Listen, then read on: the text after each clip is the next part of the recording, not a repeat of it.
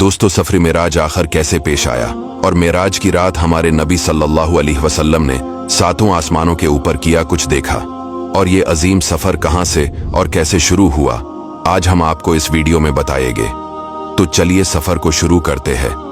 अल्लाह ताला कुरान पाक में इस वाकया का तज़किरा कुछ इस तरह फरमाते हैं, पाक है वो ज़ात जो रातों रात ले गया अपने बंदे को मस्जिद हराम से लेकर मस्जिद अक्सा तक। चिनाचे मेराज की रात हजरत जबरील अलैहिस्सलाम बारगाह रिसालत सल्लल्लाहु अलैहि वसल्लम में हाजिर हुए।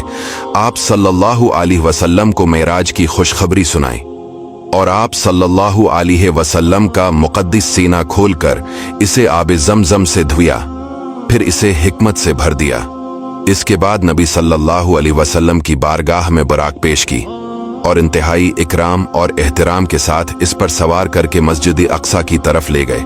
बैतुल मुक़द्दस में हमारे नबी सल्लल्लाहु अलैहि वसल्लम ने अंबिया की इमामत की, फिर वहां से आसमानों की तरफ ले गए। हजरत जबरील अलैहिस्सलाम ने बारी बारी तमाम आसमानों के दरवाजे खोले।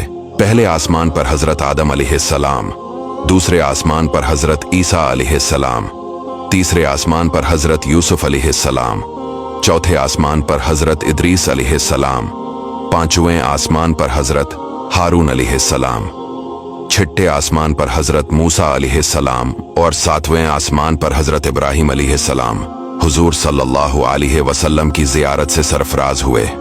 उन्होंने हुजूर सल्लल्लाहु अलैहि वसल्लम की इज्जत की और तशरीफ आवरी की मुबारकबाद दी। इसी तरह नबी सल्लल्लाहु अलैहि वसल्लम साथ आसमानों की सैर करते करते सिदरातुल मुंतहा तक पहुंच गए। इस जगह से आगे बढ़ने में किसी फरिश्ते की मजाल नहीं है, इसलिए हजरत जबरील अलैहिस्सलाम आगे जाने से माजिरत करके वही रह गए। फिर अल्लाह ताला ने आपको अर्श बल्कि अर्श के ऊपर जहां तक चाहा बुलाकर आपको बारियाब फरमाया। वहां रसूल अकरम सल्लल्लाहु अलैहि वसल्लम पर खास रहमत और इकराम हुआ। जमीन आसमान की बादशाहत और इनसे अफजल उलूम पाए। अम्मत के लिए 50 नमाजें फर्ज हुई। नबी सल्लल्लाहु अलैहि वसल्लम ने बाज गुनाहगारों की शिफात फरमाई और फिर दुनिया में अपनी जगह वापस तशरीफ ले आए। लेकिन जब वहां से वापस आए तो हजरत मूसा ने आपसे अर्ज की कि आपकी अम्मत से इन 50 नमाजों का बार न उठा सकेगा, लिहाजा आप वापस जाए और अल्लाह से तखफीफ की दरख्वास्त कीजिए।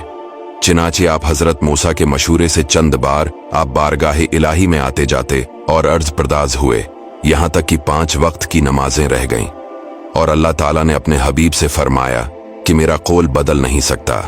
ए महबूब, आपकी अम्त के लिए ये 5 भी 50 होगी।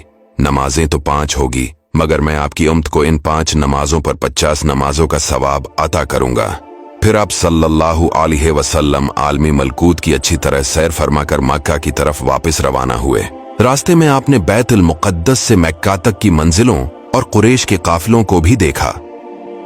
इन तमाम मराहिल को तय करने के बाद मस्जिद हराम में पहुंचकर चौकी अभी रात का काफी हिस्सा बाकी था, सो गए और सुबह को बीदार हुए। और जब रात के वाक़ियात का आपने कुरैश के सामने तज़किरा फरमाया तो कुरैश को सख्त ताजब हुआ, यहां तक कि बाज ने आपको झूठा कहा और बाज लोगों ने तो सवालात करना शुरू कर दिए।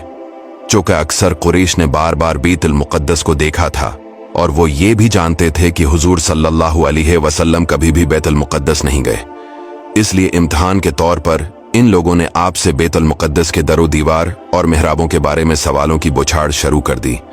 इस वक्त अल्लाह ताला ने आपकी निगाह नबूत के सामने बैतुल मुक़द्दस की पूरी इमारत का नक्शा पेश फरमा दिया। चिनाचे कफ़ार कुरैश आपसे सवाल करते जाते थे और आप इमारत को देख देख कर इनके सवालों का जवाब ठीक ठाक जवाब देते जाते थे। तो दोस्तों, ये था हमारा आज का वाकया। आपसे गुजारिश है वीडियो को शेयर कीजिए।